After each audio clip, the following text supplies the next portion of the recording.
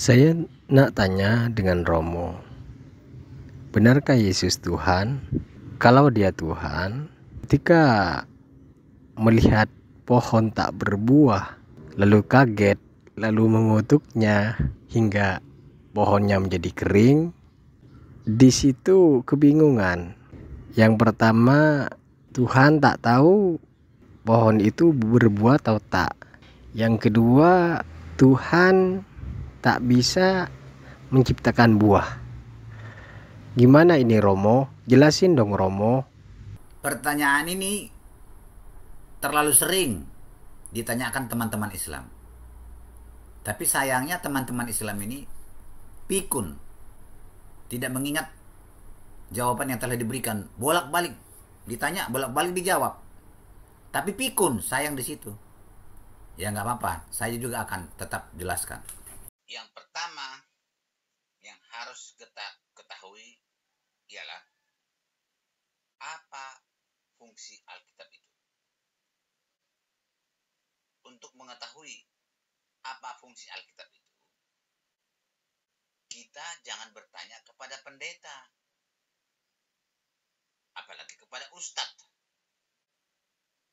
Yang paling tahu tentang isi Alkitab itu adalah Alkitab itu sendiri. Maka kita harus bertanya kepada Alkitab. Oleh karena itu, mari kita bertanya kepada Alkitab. Kita buka 2 Timotius 3 ayat 16. 2 Timotius 3 ayat 16. Segala tulisan yang diilhamkan Allah memang bermanfaat untuk mengajar, untuk menyatakan kesalahan, untuk memperbaiki kelakuan, dan untuk mendidik orang dalam kebenaran. Setelah kita pelajari 2 Timotius 3 ayat 16 tadi, maka kita tahu bahwa Alkitab itu bukanlah untuk menyatakan bahwa Yesus adalah Tuhan yang Maha Tahu.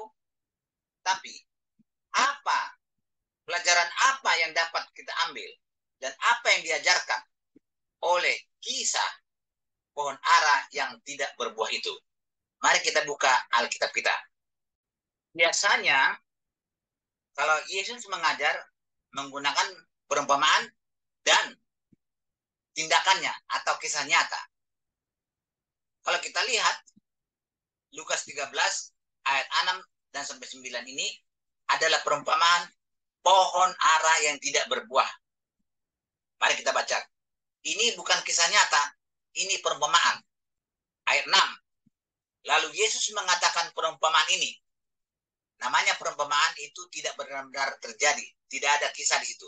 Ini fiktif. Seorang mempunyai pohon ara yang tumbuh di kebun anggurnya. Dan ia datang untuk mencari buah pada pohon itu. Tetapi ia tidak menemukannya. Lalu ia berkata kepada pengurus kebun anggur itu, sudah 3 tahun aku datang mencari buah pada pohon ara ini, dan aku tidak menemukannya. Tebanglah pohon ini. Untuk apa ia hidup di tanah ini dengan percuma? Jawab orang itu, Tuhan, biarkanlah dia tumbuh tahun ini lagi. Aku akan mencangkul tanah sekelilingnya dan memberi pupuk kepadanya. Mungkin tahun depan ia berbuah. Jika tidak, tebanglah dia. Jadi dalam perumpamaan ini, Tuhan yang punya kebun itu meminta pohon itu, pohon ara itu yang tidak berbuah itu ditebang. Tapi pekerja atau petugas kebun itu memohon, jangan dulu dah ditebang. Mana tahu tahun depan dia berbuah. Artinya tahun depan kalau tidak berbuah, pasti ditebang. Jadi yang punya pohon ara ini ingin pohonnya berbuah. Kalau tidak berbuah, pasti ditebang. Apa maksud dan tujuan ini? Nanti kita pelajari selanjutnya. Kalau kita baca Markus 11 ayat 12 sampai 14, ini adalah kisah nyata. Tindakan Yesus, kelakuan Yesus menjadi pengajaran bagi murid-muridnya. Mari kita baca. Keesokan harinya, sesudah Yesus dan ke-12 muridnya meninggalkan Betania, Yesus merasa lapar. Dan dari jauh, ia melihat pohon ara yang sudah berdaun. Ia mendekatinya untuk melihat kalau-kalau ia mendapat apa-apa pada pohon itu. Tetapi, waktu ia tiba di situ, ia tidak mendapat apa-apa, selain daun-daun saja. Sebab memang bukan musim buah ara. Maka katanya kepada pohon ara itu, jangan lagi seorang pun makan buahmu selama-lamanya. Dan murid-muridnya pun mendengarnya. Jadi, karena pohon itu tidak ada buahnya, yang ada kelihatan hanyalah daunnya, maka Yesus mengutuk pohon itu supaya tidak ada lagi orang yang makan buahnya. Jangan lagi seorang pun makan buahmu selama-lamanya. Artinya tidak ada, artinya matilah pohon itu. Dikutuk oleh dia sampai mati, tidak berbuah lagi. Tapi yang herannya, waktu itu adalah bukan musim buah. Nah, ini jadi pertanyaan. Memang Yesus sengaja datang ke pohon ara itu pada saat tidak berbuah.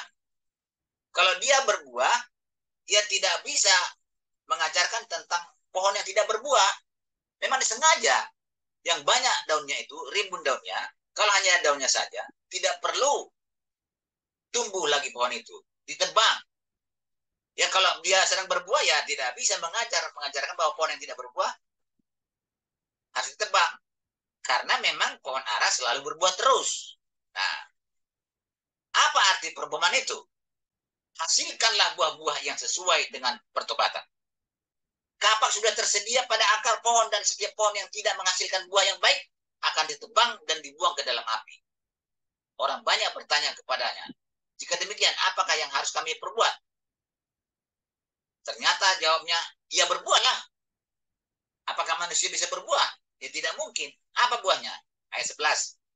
Barang siapa mempunyai 2 helai baju, hendaklah ia membaginya dengan yang tidak punya. Dan barang siapa mempunyai makanan, hendaklah ia berbuat juga demikian.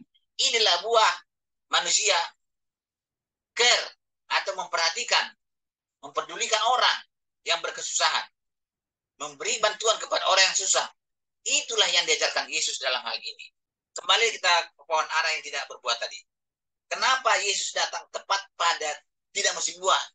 Karena tidak berbuah, pohon itu dikutuk. Bukan Yesus tidak tahu. Bukan itu yang diajarkan. Tapi manusia kalau tidak berbuah seperti pohon ini harus ditebang. Maka Yesus mengatakan, kamu harus berbuah. Kalau tidak berbuah, kamu harus ditebang. Kamu dibuang ke api neraka. Itulah pelajaran yang dapat kita ambil dari perumpamaan Yesus dan tindakan Yesus di dalam ayat ini. Terima kasih.